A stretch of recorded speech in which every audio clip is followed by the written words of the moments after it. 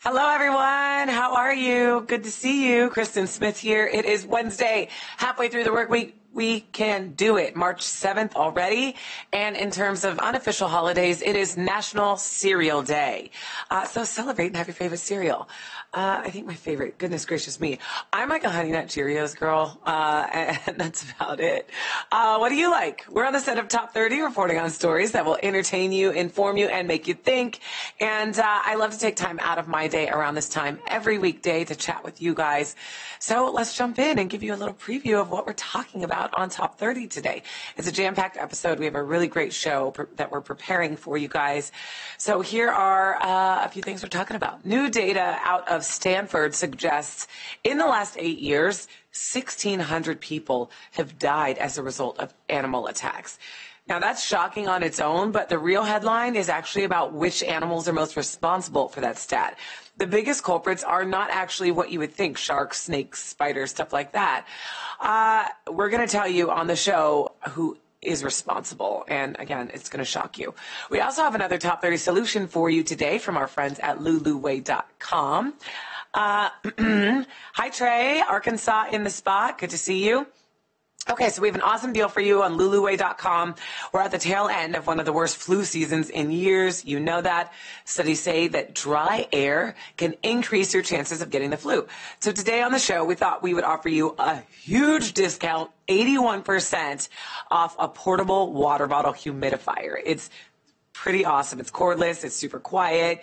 You can use any water bottle to add moisture to your room and help you breathe a little bit easier. So to get that, you can head over to luluway.com, LULUWAY.com to pick up yours for just $12.99, $12.99. Not bad at all. I love saving people money. So I love when I have any part of giving you guys discounts. Okay, another story we're talking about on the show today affects anybody with a phone. So who doesn't have a phone, right? It's about how companies use your location to target advertising.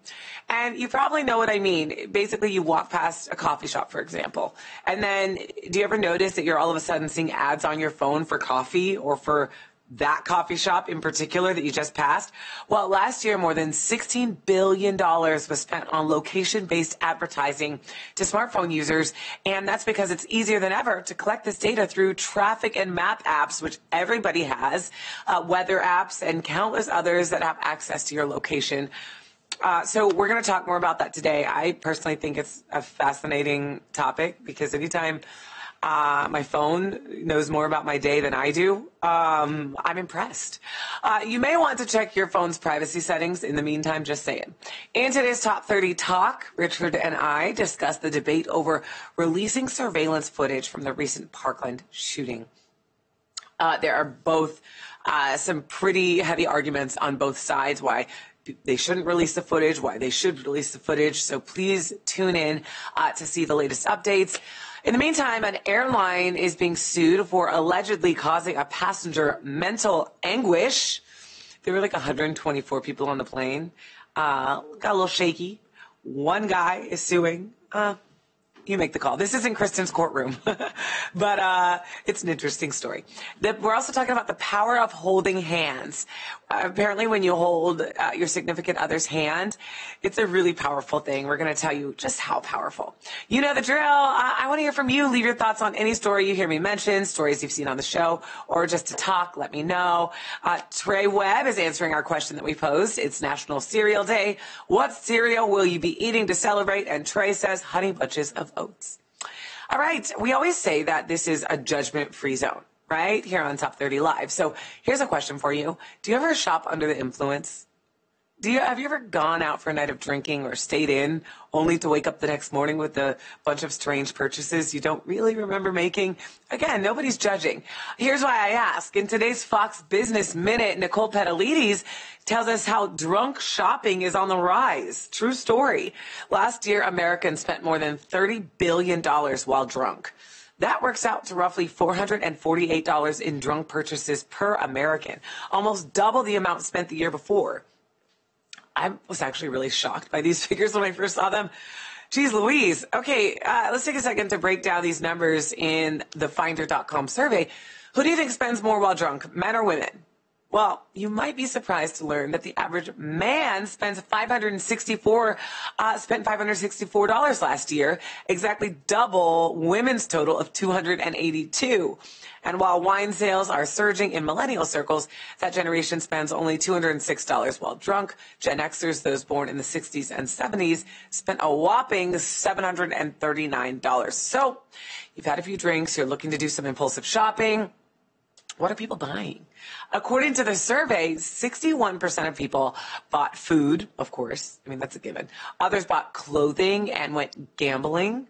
A smaller group of people, I kid you not, paid off debt or contributed to their 401ks, which is kind of awesome. Oh my goodness. Who said you don't make good decisions when you're under the influence? These purchases, I should say, which retailers are aware of since some online have started offering deals after 9 p.m., are on top of the $225 billion that Americans already spend on the alcohol itself. So while you continue to tell us your best or worst drunk purchases, here are a few that we found online. A grappling hook, a single bag of tea all the way from Japan, 8 boxes of French Toast Crunch cereal. It was probably National Cereal Day. Googly eyes for their car, painting of a dog playing a banjo. That was a good purchase, though. Let's see. Dina Mack says, good morning, I don't drink.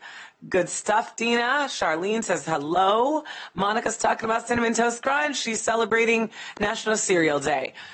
Okay, so a lot of people bought items of clothing either for their dogs or for themselves with cats on them. One person bought an 8-foot cardboard cutout of Will Ferrell and sent it to his mom. Thinking of frat boy. Someone ordered a pizza from Domino's under the name Rosa Parks, and another bought a stuffed squirrel riding a tiny horse. If you find yourself having purchased anything under these hazy circumstances, MarketWatch recommends either returning the item when you sober up, or investing in apps that will halt purchases if they notice odd activity, or if they say you've spent a certain amount at a bar. See, apps are looking out for us. So Ricky Calloway says, is this a judge? I'm not a judge. No, let's just get that out there right now. No judge, no legal background. I do have an opinion about things every now and then, but it's all in good fun. Okay, it's the middle of the week, you guys. So let's check in on our regular top 30 segment, Facebook Lovin'. I love to talk about romance in the news, the enduring relationship stories that prove the power of love, the strange stories that make you want to stay alone, and everything in between. So today we're going to talk about love in the modern age and some crazy headlines that wouldn't be possible without the current state of social media and, of course, online dating apps. While we do, I definitely want to hear from you guys. So tell me your best and worst online dating stories. I want to hear it. I mean, they're always interesting. They're always funny. They never get old. Online dating, how's it going? Okay, so let's start with a story about the dating app Bumble, a feminist take on Tinder that requires women to make the first move. You've heard of Bumble, right? In the aftermath of Parkland and with calls for gun reform mounting, Bumble has taken a stand. They have announced that gun violence does not align with their values and that from now on, users will not be allowed to post pictures featuring any guns or firearms. That rule, however, does not apply to users in the military or law enforcement if they're in uniform. Okay, so Bumble's taken a stand. The dating app will begin to moderate user profiles for new and old photos to make sure that they don't feature guns. And while it's a little creepy that a major company is checking out every user's profile for photos they don't approve of, it does fall in line with past policies that have tried to prevent hate speech and inappropriate sexual content.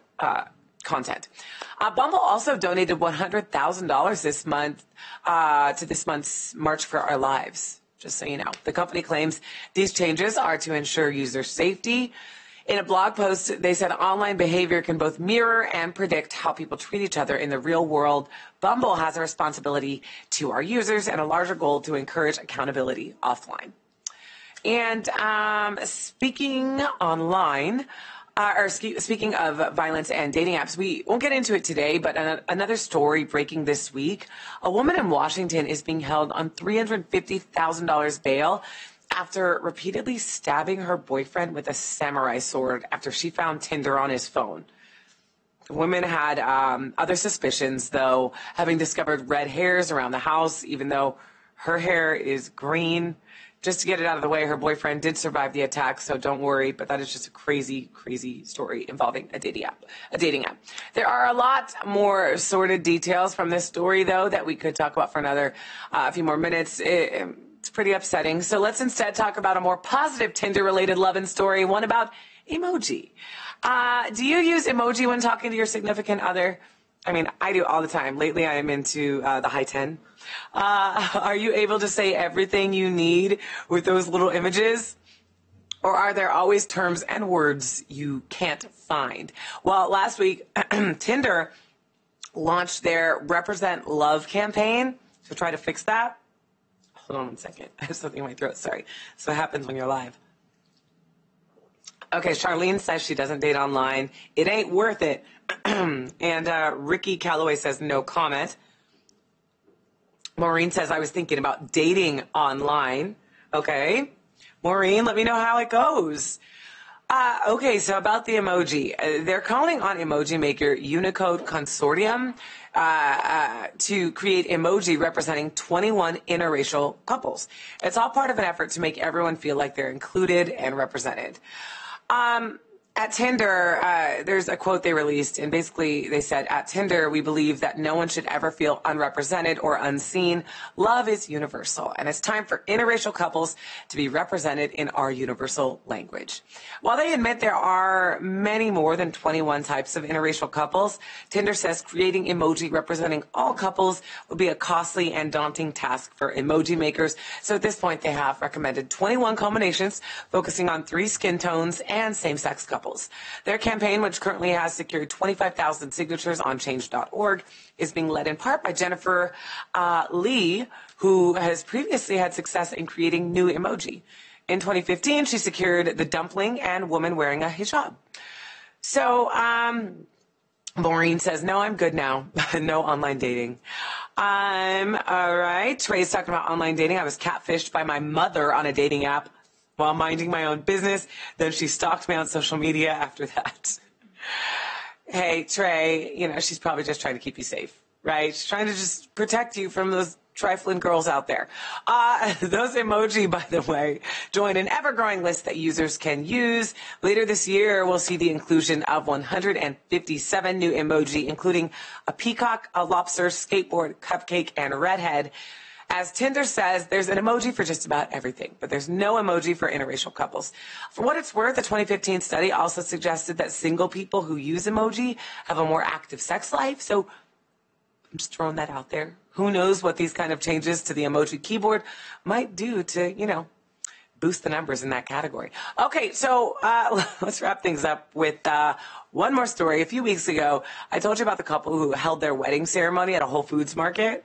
Remember, they exchanged their vows in the flower section, which is a super good budget move. Well, now a couple is taken to another popular location to shoot their official wedding photos.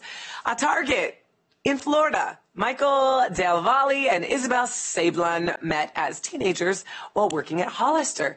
But Target became almost a third wheel in their relationship. They spent so much time at Target, maybe two or three times a week, that when they finally decided to get married, they're like, let's just do it at Target. They even considered, get their photos. They decided to do that at Target. They were thinking about getting married there. Michael said, when we needed something to do on a slow Thursday night, Target was always there for us. Okay, so you guys, let's keep going. And if you have some time, go check on the photos online. But the couple did make the most of the store. They share a drink in the Target cafe, kind of like Lady and the Tramp. Oh my gosh, such a great movie. They pose with pillows that say happy place. They donned sunglasses in the beach chair aisle, and they walked off with some dozen DiGiorno pizzas in the frozen food aisle, among many other great snapshots. So if you have a second, check it out. I actually think it's kind of cute just for photos. Just for photos. Don't get married there, guys. All right, that's it for today's Facebook Live. I'm going to wrap things up with a quote of the day. And today is from Mother Teresa, so you know it's good. If you judge people, you have no time to love them. If you judge people, you have no time to love them. Thanks, Mother Teresa. And as always, stay connected, like, follow, and subscribe to Top 30 TV on Facebook, Twitter, Instagram, YouTube, and Hulu, anywhere you're social. We are. And with that, thanks for hanging out with me. I'll see you later on an all-new episode of Top 30. We have a great show for you guys. I hope you tune in to see it. And hey, I'll meet you there.